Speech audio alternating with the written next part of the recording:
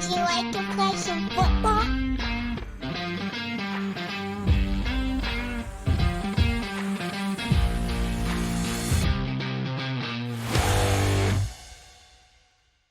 And welcome to another edition of Gridiron and the Gospel, a faith and college football podcast, an off-season episode. My name is George Schroeder. I'm joined by Jonathan Howe.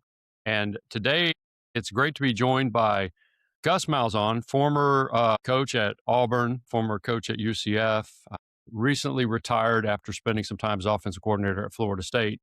And I don't really know that I know what retired means. I know that Gus doesn't yet know what retired means, but Gus and I have been friends going way back to when I was a Cub reporter and he was a high school football coach in Arkansas. And so, Gus, first of all, have you figured out how to relax? Thanks for joining us, but have you figured out how to relax yet? George, I'm still working on that. It's been right at 2 weeks and still working through that. I think I'm about to drive Christy crazy. I mean, I think she's ready for me to go back to work. It does feel a little weird right now. So what do you do when you get up in the morning and you're supposed to be driving to a football facility somewhere at pre-dawn hours or something? Yeah. Not having an alarm set for the first time in 35 years, that's probably the biggest thing. And sleeping late, getting used to whatever that means. But it's been good. I mean, we've got a chance to, reconnect with our family. We've been blowing and going, seeing my parents and our grandkids and kids. So it's been good. It's just kind of when you do something for 35 years and you change, it feels a little weird right now. So what do you think life does settle in for you? I mean, what's your sort of, where do you go from here? Or are you still just trying to figure that out? Yeah, I'm trying to really just more than anything reconnect with the family, be around our daughters and grandkids and be there for them. And, and I'm trying to take it slow. I've been asked to do a few different things. I'm just trying to be patient, kind of see what the Lord has for me next. I am excited about that, but I don't want to jump into something. I don't want to jump into a job. I mean, I just want to kind of, reconnect with the family, get back in a church in a small group and really live life, just be a dad and a granddad and a husband, without the job part. So I'm working through that right now. Now, are you and Christy staying in the Tallahassee area? Y'all heading Well, back to Arkansas? we're in a little transition. We are going to move back to Auburn. We have a lake house right outside Auburn, which we're at right now. We're waiting on Christy's sister to move in a new house. We'll move back in our old house. So we're in a little transition, but we're real close to the grandkids, which we have 4 of them, and real close to our daughters, which we have 2. And so we're just kind of in transition right now.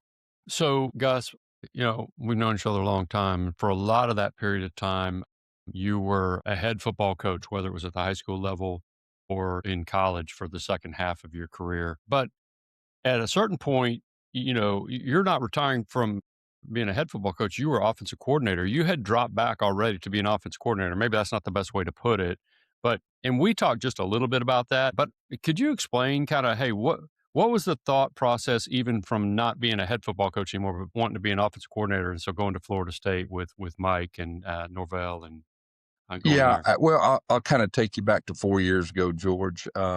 Christy, I about lost her. She had an infection and she was in the hospital for 3 weeks, and it was a really scary deal. And really, it changed my whole perspective. Um, you know, Started looking at life a little different. Started looking at coaching a little different. I would go to work, and I'd be wanting to spend more time with her. So it's been a process of about 3.5, 4 years, and thought about retiring after last season at UCF. And then, Mike is a former GA of mine, said, "Hey man, why don't you come here and just be the offense coordinator? We'll have a chance to win the whole thing." So I was really thinking, I'll, spend a little more time with the family, have a chance to win a national championship. Obviously it didn't work out, but that was the thinking. But this has been a process, and it's been about a 4-year deal. And that whole deal going through Christy, it really changed me. This, George. I mean, I'm a focused dude, and I can really get my mind on something. And for the first time, that I couldn't find that guy that I used to be. And I tried numerous times. And so it's been a Lord pulling on me for a while, I really feel like. And me and Christy have prayed about it. And my girls, we've talked numerous times. And so that's really how we got to this point, as far as that goes. Yeah, and I know that was a scary time, and thankfully Christy's healthy, Yeah, and now you guys are sort of free to kind of do things together yeah, that you weren't able to do. But a lot of times we think about, oh, it must have just been the combination of NIL and the portal, and it was a different head yeah, coaching type of thing. But we don't actually think about, hey, these guys have actual lives right. beyond the coaching. So I appreciate you opening up and being willing to talk a little bit about that. You said it changed your perspective. That can you dive into that a little bit more in terms of maybe where that took you spiritually? Yeah. Anytime you go through a standpoint, I think it was a blessing, first of all, that you have an opportunity, to really a wake up call, what I like to put it, like what's important. Like football is not that important. The family, and, when you about lose your best friend, I had a chance 19 days in the hospital to, really get closer to the Lord. I mean, it was a life-changing event for me. And since then, like I said, I've not been the same person. And like I said, I've, football wise, I've tried to find that person numerous times and can't quite do that, which I think is probably a blessing too. I mean, we'll see what happens in the future, but no, that was a definitely life-changing perspective for me. How do you, if any way, how would you still be involved in football if you, and I realize I just took a left turn or a right turn, but is there any way that you think, hey, I'm still going to be involved in football some way, shape, or form? Or is this like a complete break and nothing but golf and No, no, trips to you know, Europe?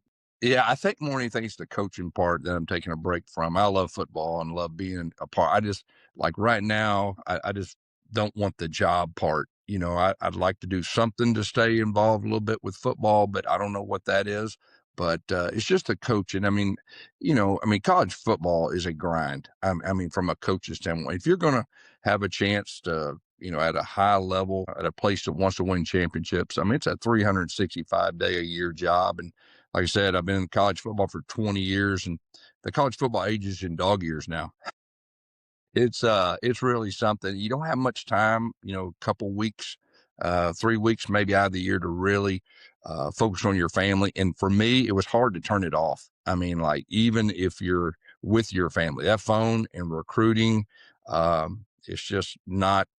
Um, it's just tough to really truly have family time and all that. So, that's the exciting part for me. And like we said earlier, just getting used to a new routine. But it's been a real blessing as far as just being able to spend time and not worry about the phone, spend time with the family so far. Yeah. What, go ahead, Jonathan.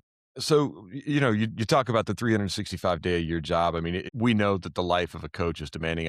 Before I came into the SBC and working the executive committee, I was in college sports and everything, and I saw that firsthand. What kind of advice would you give to people on trying to find, like, in maybe just non-coaching jobs and a non-sports job and a regular thing, like the demands that places on you, and still, finding the time for family, finding the time for faith, like how do you carve that out when the job is so demanding? Yeah, it's about balance. And, as I got older, I was better at it than I was when I was younger about trying to really put the phone up and get away, which at times, those are kind of few and far between. College football's it's a different profession, probably than anything else, but it's probably more trying to balance the times. And then what I always try to do is, me and Christy did this coaching thing together. I mean, she was in with me a lot at the office with recruiting, and she sat in with me, and I really tried to help her. And then when we were in high school, we did the same thing. I mean, I wanted them to be a part of what dad was doing. And so that was really probably the thing that really helped me, that I look back and I'm real proud that, we did it together as a family. But as far as just, the balance of once you get in college football, it's a challenge. There's no doubt. Yeah, I mean, I truly don't know how, and obviously I saw it from the other side when I covered college football, but I truly don't know how you maintain any sense of balance as a college football coach, and probably to some degree at other high level sort of coaching things. But I'm glad, Jonathan, that you brought that out. It's beyond coaching. We got a lot of people who are sort of married to their work, whatever that work is, and um, you know, balance is so important, and faith comes first and family's got to be second, and yet it's so sometimes it's upside down and football's first and some guys. So how do you sort of how do you sort of get to that? I know that's just a thing. Do you have a chance to talk with younger coaches these days, specifically about those kinds of things? As you get older, I mean, you have wisdom. I mean, a lot, the younger guys ask certain questions, and you always want to make sure that, you talk about real life and not the X's and O's and all that. So definitely throughout the years, the younger coaches, the GAs and all that, just trying to help mentor them in different ways. So what kind of really was it that said, "Hey, now's the time," versus later? And I know you kind of got into that a little bit, but Yeah, like I said, we're at UCF, and that last year, I thought pretty hard. Now, a lot of it had to do with timing too. We just went in the Big 12. Um, we had half a share NIL. That's real, and we just didn't have it. Just to be honest with you, so it was a process along with Christy's illness and all that, and that's when me and Mike started talking. And so you know what? Hey, I'll have a little more family time, have a chance to win a national championship. I mean that was really part of it. And then Tallahassee is 3 hours away from Auburn, and that's closer to our grandkids. So it was all the above as far as that goes. And then, just probably the last month, after the season is just, trying to figure out, asking Lord what's next. And so that's how we got to this point. I love that. So it is, and the Tallahassee's 3 hours away from Auburn. One of our co-hosts' his friend's name is Dean and Sarah. And so one of the things I'm going to do is tell him he's got a new slogan: Tallahassee, 3 hours away from 3 Auburn. hours. I'm sure the Florida State fans will love you for that too, guys. But Well, they beat us in the national championship game. So, that was a tough pill to swallow. they absolutely did. All right. So, assuming sort of your coaching career is potentially finished and and this retirement, holds and everything is great. Have you had time to even think about like your favorite moment or moments in whether it's high school or college coaching career? High school, anytime you get a chance to play for a state championship, I mean, that's such a special feeling and community and everything that goes with it.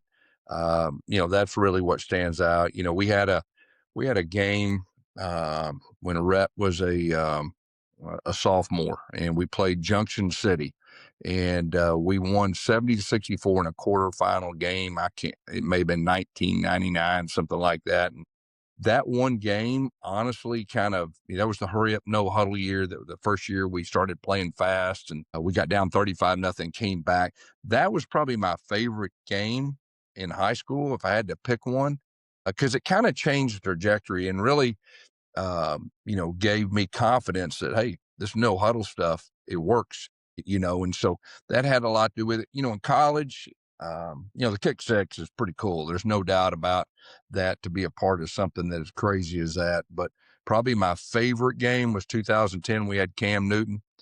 We went to Alabama. We were undefeated. We were trying to win a national championship. We got down 24-0, and then we came back and beat them, at the end. And that was probably my favorite moment being a college coach. Man, I Now love you it. bring Go up the ahead. kick six. You had that, and you had the prayer at Jordan Hare. Yeah. Like those two moments. Like what do one of those kind of rise above the other? Because I mean, both Yeah, of them just like unbelievable finishes Yeah, to that games. whole year was really something. I mean, we went the year before, they went 3-9. We came back. We had a process throughout the year. We were playing really good football at that point, and Georgia took the lead, and we threw it up. And Ricardo Lewis, man, I mean, it was just a freak show play. We had a deep post, and we had a dig. It was 4th and 18, and I told Nick, I said, if they play cloud coverage and they drop everybody out, you wait for Sammy to come open. He's going to be right the first down. We'll throw it, and we'll kick a field goal and beat him. Well, it was, right before the ball snapped, I see them. They're all dropping everybody back. So sure enough, I'm looking for Sammy Coates on the dig, and the ball goes up. And at that point, I put my head down like this, and all of a sudden, Rhett said, "He caught it. He caught it." And I raised up, and I was probably the only guy in the whole stadium that wasn't going bananas. And Nick comes over, he runs right by me, and I said, "We got lucky." So he went by me, and the rest is history Yeah. with that. This is like So, double coverage, deep ball, just well, yeah, I a mean, throw up like in we threw it prayer up kind for of thing. grabs, and Ricardo made a freak show play.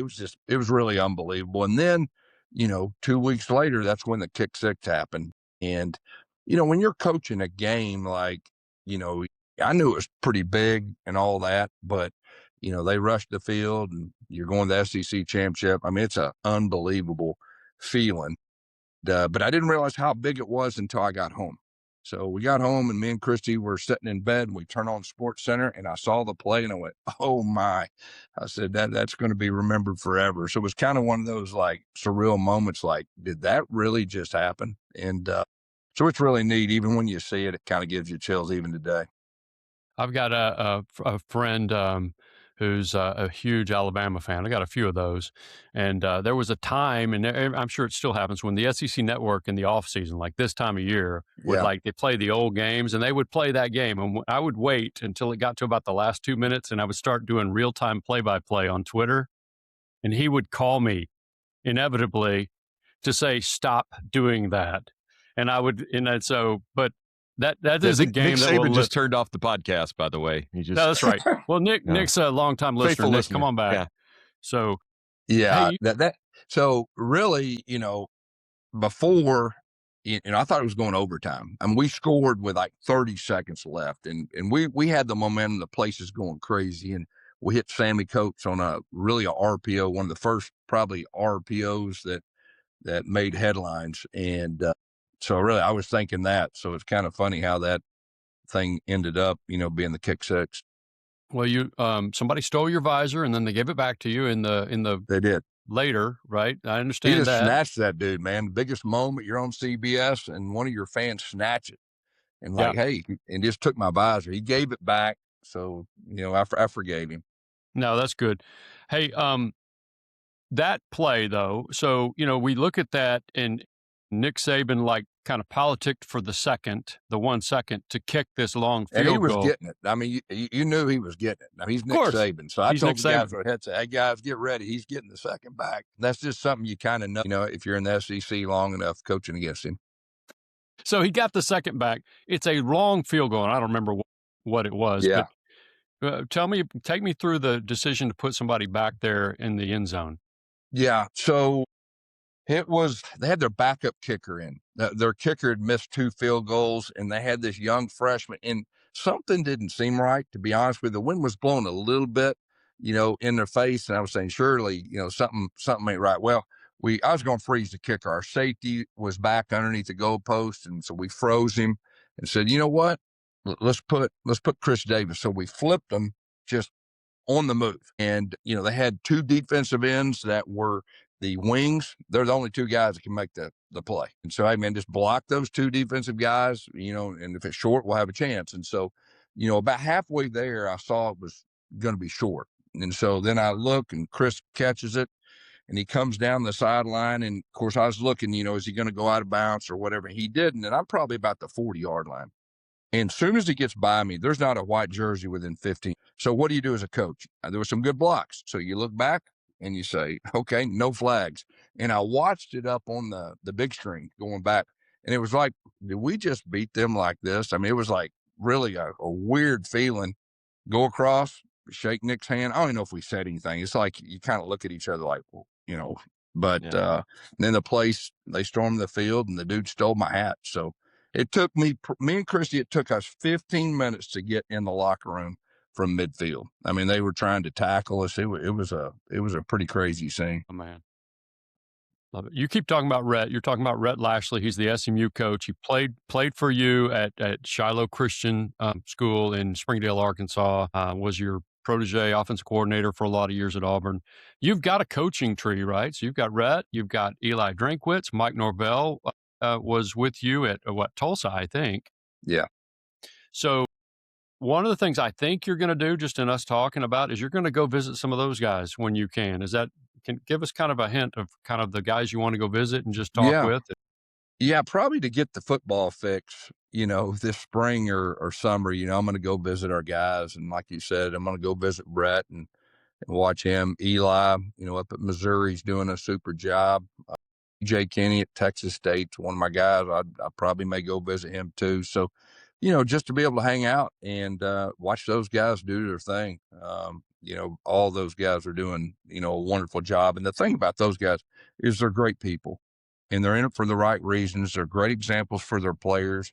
So really, really excited about their future. Yeah, maybe you can go out to Tempe and help out with Kenny Dillingham and find his $20 million donor that he's been asking for. Remember that, George? Yeah, I was with Kenny. I had him 1 year in 2019, when Bo Nix was a freshman. He did an unbelievable job. So it doesn't surprise me at all that he's doing this thing out there back home in Tempe. Well, I'm probably going to get in trouble for doing this, but not with you. But as you know, our older son, George, is now an Air Force officer, graduated from Baylor. He has the oddest man crush on Bo Nix. And he's become a Broncos fan Yeah. because Bo was He a went to Duck. Oregon for 1 year. Right. One or 2 two, years. but yeah. So he's got the oddest, he loves him some Bo Nix, and you connected them one time by FaceTime. Yeah. And at that point you became George's favorite coach of all time. I'm gonna let you know. So, and it all has to do with the fact that you somehow know Bo Nix, and we all know how you did. I watched Bo Nix beat Oregon in his very first game at Jerry World, AT&T Stadium in Arlington, several years back, and that was really something. But I had no idea, how good he would become. Have you? It's kind of fun to watch him with the Broncos now. At this point, talk about where he was when he came in and what you've seen from him. Yeah. Well, first of all, I started recruiting him, I think, when he was in 8th grade. You could tell he had something special every time. He's a you watched legacy him. too, but yeah. What's that? I mean, his dad, he's a legacy. Yeah. His dad was his at Auburn, legacy. yeah. His dad was a great player too. So, you could tell every time you watch him in person, like, this guy's different. Like, he's got something special to him. And, the moment's not too big. He had that knack to make a play to win a game when the game's on the line, time and time again. So, he was a true freshman, a starter in the SEC. He won his first game, like you said. He threw a touchdown with 9 seconds left to beat Oregon. They were really, really good that year too. Mm-hmm. We beat Alabama 48-45. He played great, that year. So he was so much fun to coach. He was like a coach on the field too, even as a freshman. And so got a chance to coach him for 2 years. And then he went on to Oregon, obviously, had a great career there. And now he's at Denver. And I mean, he's going to win a Super Bowl. I mean, I think everybody kind of sees that. You can just see it. And got my man Jarrett Stidham right there with him too. RJ Harvey, one of my running backs. So, I'm a Bronco fan now, as far as those 3 guys are concerned. Now, you talk about the former players. How in touch are you with former players? I mean, even going back to the Shiloh Christian days. I mean, Yeah. obviously some of them played for you now in coaching. You've mentioned Rhett a couple times, but Yeah. what's that bond like for a coach and a former player? I mean, whenever you've been doing it for 35 years, I mean, that's hundreds and hundreds of guys. Right. No, it's really neat. Obviously the guys that played for you then that are coaching now, you stay in touch with more, but, they go to the NFL and you're able to text throughout the year some and stuff like that. And now I'm going to have a little more time to kind of reconnect. I am excited about that. I know Christy's excited about that. She probably stays in touch more with the former players than I do. I mean, she was like the team mom. I mean, we did it together, and, so it's really neat. And a lot of times during the seasons, she would keep me updated on so-and-so's doing this. He got married. She's more into not the football part, their life lives part. and all that and their families. So it's really neat. And, and I'm looking forward to reconnecting with some since I have more time. Well, so I guess real quick, this podcast is not about me. It's not about Jonathan, and to some extent, it's about you this week. But it's about Christ. That's why we want to be here. We want people to hear about football. We want to hear about Jesus. Can you talk a little bit about how you came to know him and how he came to be your Savior? Sure. I got saved when I was 13 years old at a church camp in Siloam Springs and grew up in church, First Baptist Fort Smith, and, went to Christian school, graduated from Fort Smith Christian. So, it was really neat as far as that concerned.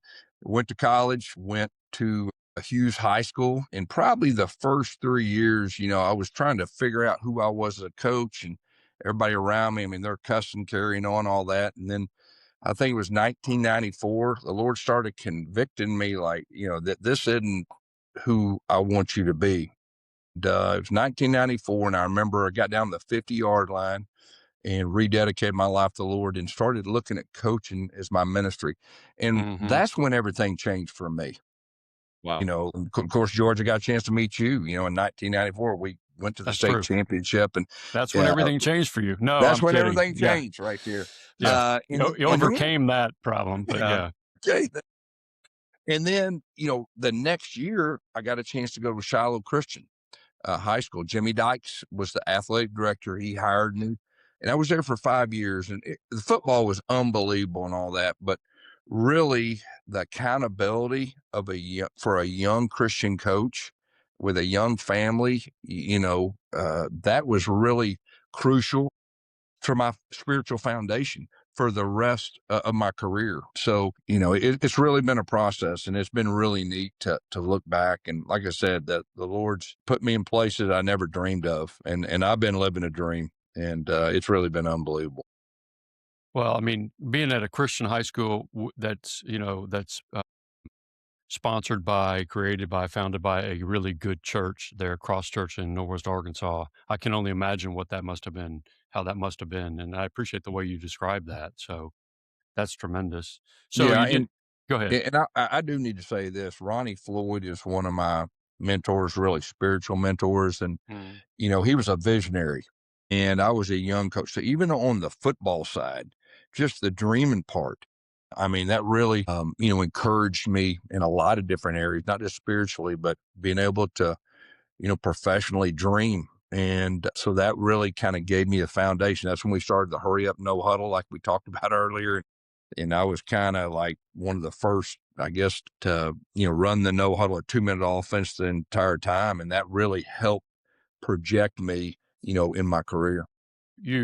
You literally wrote a book about that, right? That a lot of high school Hey, coaches. I'm living proof anybody can write a book. I made Yeah. seasoned English and can't spell a lick, and then Well, wrote a book. So yeah, how about that? I figured maybe you spoke a book. I did. I had somebody help me with it. I'm Yeah. messing with you, but we met, and you mentioned this in late November, early December of 1994. So that's your first year, I think, as a head coach. Is that right? Second year, maybe. No, I was a head coach my second year. So that was Okay. my third year to be head coach. Now, you were there. It looked like I was a first year head coach. That's Yeah, not I where I get was that. going with That's that. the reason you thought that. Yeah. Yeah. Yeah. No, but before you wrote the book, when you you were a defensive coordinator, am I right? So when you became the head coach, you ordered a book, and it was about Yeah. the Delaware wing tee, which is what Right. y'all ran at Hughes High School. Not Right. the hurry up, Yeah. no huddle. That wasn't Right. even there yet for you. Right. Well, first of all, the only job I could get was Hughes High School. That's it. Over in the And Mississippi River Delta in right. kind of in the middle of nowhere, Arkansas. Yeah. I'd never heard of Hughes, and I grew up in the state of Arkansas in Fort Smith. So that tells you a little bit. They had a defensive coordinator job open. Okay. I was the defensive coordinator. Didn't have a clue what I was doing. Okay. Our head coach leaves, and he goes to take a junior high job across the state. And I'm not for sure. I may have been the only one that applied. I have no idea, but I got the job that next year. And so, I was a walk on at University of Arkansas in this old Southwest Conference, and I saved every one of my scouting reports. So started out trying to look back and kind of put an offense together. I went to a state championship game to watch Malvern play somebody. Madre Hill was back in the day, great running back for Arkansas, and they were running the wing T. So I bought the Delaware wing T book, and I went word by word, and I would kind of like take those Southwest Conference ideas and kind of plug them in and play with it. But wing T, that's really my background and my foundation of how I really learned football, and I still have some of that in me too. Yeah. No, even some of the ways you guys move the football around the backfield, I think even at Auburn, Right. you could see some of that. Right. I think And maybe every high go school ahead. in America, I think, ran the wing T in the 90s. I mean, Right. that's what we ran at our school in Yeah. Louisiana. Yeah. I mean, it was a hugely popular high school offense, but you just didn't see it too much, I guess, as you moved up. Yeah, we did that, went to Shiloh, and we did the same principles. We just moved it to the shotgun. And so that's kind of how everything, developed, throughout the years. So when I met you, I was a young reporter at the Arkansas Democrat Gazette, the Little Rock newspaper. And you're at Hughes, which is a couple hours from Little Rock. And as I said a minute ago, it's in the Mississippi River Delta. And you guys upset a perennial power at the time, Dollarway High School out of Pine Bluff, to get to the state finals, which are always in Little Rock. And they told me, my editor said, "Who are these guys? Let's figure it out. Let's see if we can write a story about them." And so I called you and introduced myself. And then you hung up on me. I thought it was a prank. Like nobody from the Democrat Gazette in Little Rock, Arkansas with Wally Hall is going to be calling us asking to cover us for a week. So I hung up and said, I was trying to figure out what buddy of mine did that. So I actually called back, probably mostly because I knew I had to have a story. And, the rest is history. I ended up following you guys around and writing a story about it. And sadly, you guys didn't win that game. You finished like somewhere inside the 10-yard line. The bid died. Yeah. But then we became friends, which was just, I don't know why, we just sort of clicked. And so I'm grateful for that. And it's all about just the weird moments that God puts people together, Yeah. We kind of came up together, George. That was kind of, but when you call back, and you said, "Yeah, I'm really coming for a week." I hung up. I told Christy, I said, "Can you believe it? The Democrat Gazette's going to." So you hung out. If you remember, like you won a big award. Now we lost the game, and I don't think your story would have been near as good if we had. And I'll just tell you this, as a coach, like there's great moments, and you remember the wins, the losses. That's what sticks with you. And I think about that game probably once a week because I didn't do a very good job at the end. It got down inside the 10, like. And I think I was 26 years old, and that's one that kind of haunts me. But that was real neat, and that's where our journey began, and we've been friends ever since. We have been friends ever since, and neither one of us knew that you would end up, coaching in national title games and winning national titles at Auburn, and then coaching them as a head coach, and that I would end up at USA Today covering college football. And so, just friends, which is really fun. And we played a little one-on-one basketball too. Now George is real competitive now. And he's pretty good. Like he's really good, matter of fact. But we had some good one-on-one basketball, so we connected in that too. Man, it was fun. I remember driving to Fort Smith during the holidays while you were still, I think, at Hughes to go play some basketball. So it was a different era. I wasn't married yet, and so I had that freedom. No longer do.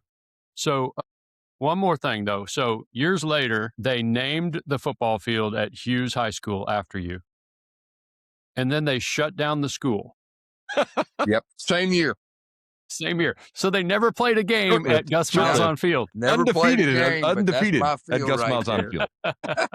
Hey, yeah, the school shut down. I think they consolidated with West Memphis that same year. So, yeah, how about that one? That's my favorite story. My favorite Gus story is, and you told it on yourself when we were talking a couple of days ago. Yeah. They shut the school down the same year, never played a game at Gus Malzahn Field. So that makes me want to stop the next time I'm traveling I-40, get off I-40, drive a few miles and snap a picture, and hopefully the weeds aren't waist high or something. Yeah, so, I don't know. It's out in the middle of nowhere. Yeah. As you look back on kind of the whole journey, I mean, Hughes High School, Shiloh, you went to Springdale High School. The next thing you know, you get a shot to be an assistant coach with the Razorbacks, which obviously in that same vicinity, Northwest Arkansas, and then all of the stuff that most people know you for is the Auburn years and those kinds of things. Is there anything else you'd rather have done in your career? God, no, I coached 15 years of high school football. 2005, I mean, we had an unbelievable team. I think on USA Today or one of those, we were number one team in the country. So it was kind of one of those deals. Like I told Christy, I said, we just about accomplished all of our goals and dreams in high school. And, we'd had some opportunities a few years about college coaching, a tight end coach, stuff like that. And so it was really unique timing that got a chance to go straight to the SEC and be the offense coordinator for the Arkansas Razorbacks. Of course, you know this, George. Growing up in Arkansas, I mean, that's every Arkansas Mhm. kid's dream to play for the Hogs or coach. So it was a surreal moment. Like it was like, wow. You know, we had Darren McFadden, Felix Jones, Peyton Hills. We had great players. I mean, you know, it was a great time for me to be there. We went to SEC championship game the first year. That was really surreal. We played Florida. They ended up winning the national championship. I think Tebow was a freshman, Chris Leak was a senior, and really we were close to beating them, like really close. So that whole year was really something to go to college football and experience that. Did you ever consider the NFL? Did that ever come knocking? I had an opportunity after the 2013 season. We played for the national championship. I had an opportunity, and it didn't last like I just kind of never like. It was cool to be considered, but it was kind of one of those deals that I didn't want to leave college, and I thought we were about to get on a roll, at Auburn. So 2013, that was a pretty neat time right there. Hey, I know you and Nick Saban were rivals, obviously, and there's no bigger rivalry in college football than Alabama Auburn. And the Auburn end of it is sort of the tough end to be on sometimes. One of the things that he said when he retired, and he told it to Chris Lowe, who's a friend of ours who was a longtime writer with ESPN. He's now at On3. Was that he had just, and of course he's older when he retired, but that the way college football had changed. Suddenly it wasn't just the 24/7, 365 of recruiting. It was also the re-recruiting all the time of your own guys because they could transfer away. And he said when he was having exit interviews at the end of what for them was a slightly disappointing year, he said 70 to 80% of the players were asking, how much are you going to pay me? And they all kind of wanted increases. Um, and so the game outside the lines changed dramatically.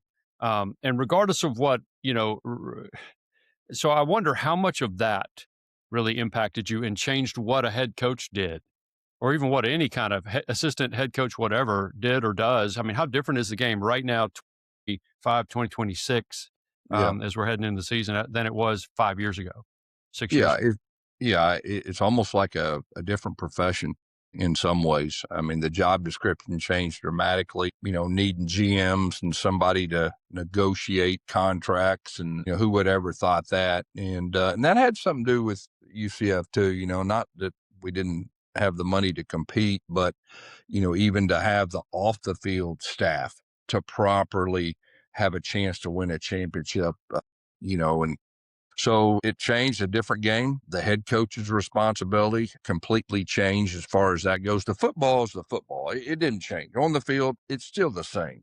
Kids are kids. They'll do what you ask. But everything else, anytime you put money in something, it changes the dynamics of things. It makes it a lot more complicated. No, I get that. All Yeah. right. One of the things I do love about it is, and I think I don't have any idea where this thing is going, but the idea that Indiana football can not only win a national championship, but it wasn't a fluke is still astonishing to me and hard to wrap my brain around. Is it for you, or can you see that coming? Or Honestly, I think that's probably a good thing for college football. You look at them, you look at Texas Tech. I mean, the game's changed. In the old days, you had your traditional schools that had advantages for whatever reasons and all that. And, each year you'd see the same guys. Now, anybody that has a chance to financially compete will have a chance to win. And so we're in a unique time of college football. I think it's really cool for the fans. Okay. For the coaches, I mean, the coaches have their hands full right now. Administrators, you wouldn't want to be an AD right now. I mean, administrators are the one that really have their hands full trying to balance everything. And, I would say work within the rules. There's no rules right now. It is a free for all. They have guidelines and all that. Nobody's going by them. Who's ever got the most money has the best chance of being successful. Nobody really wants to hear that, especially coaches, but that's just where the game is right now. And, I think it's so far out of the box. I mean, maybe we can get a little bit better and have some kind of guidelines, but it's outside the box. So we're in an interesting time of college football.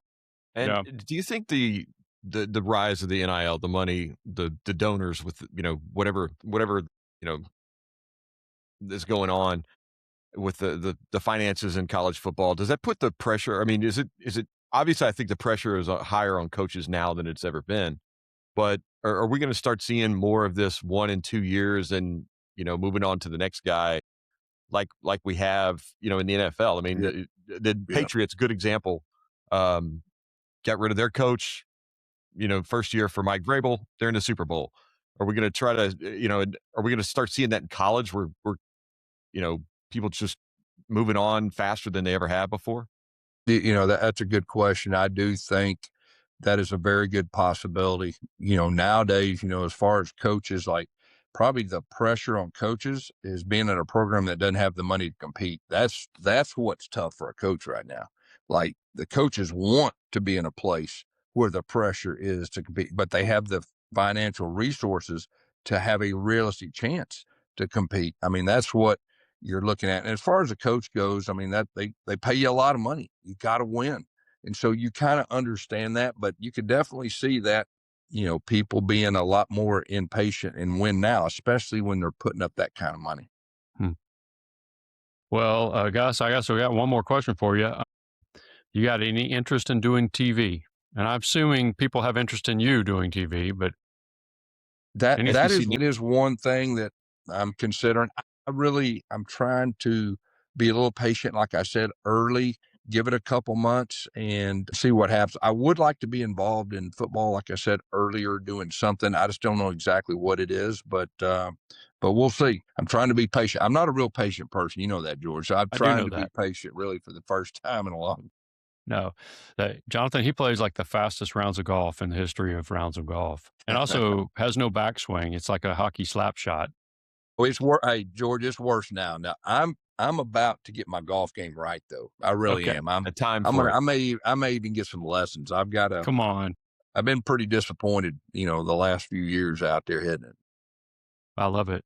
Well, hey, man, I just want to say thank you for joining us. I would love to have you back on as we get closer to the football season and just sort of talk Yeah, about maybe more 2026 football things that we think might happen and that kind of thing. So we'll hit you back up then. But man, I am glad that you are retired, whatever that looks like. I hope you can slow down for your sake and Christy's sake.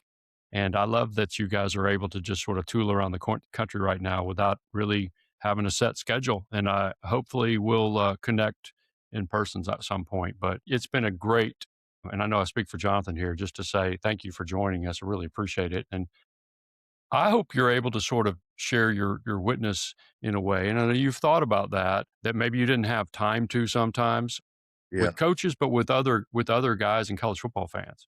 yeah, yeah. I am looking forward to doing more ministry things with opportunities and everything that goes with it. But man, thanks for having me, guys. I had a blast, George. Like I said, always great to catch up with you. One of my favorites. Well, thank you for saying that. I appreciate it. Hey, guys, we appreciate you guys listening to Gridiron and the Gospel. You can find us, by the way, on YouTube if you really want to, and just search for Gridiron and the Gospel. Visit us online at gridironandthegospel.com. You can find us on Twitter or Instagram or X or Instagram at gridiron_gospel. And hey, reach out on Twitter. It's at George Schroeder and it's at Jonathan_Howe. Is that right, Jonathan? Okay. Or at gridiron_gospel. We would love to talk with you guys. And listen, I want to talk football, but I want to talk about Jesus. If anybody wants to talk about faith, I would love to talk with you. Email us at gridirongospelpod@gmail.com. And do us a favor, be sure to rate, review, and subscribe. It's your favorite podcast app. I'd love for you guys to do that. Tune in here. We'll have periodic episodes here in the off season for more of Gridiron and the Gospel, a faith and college football podcast.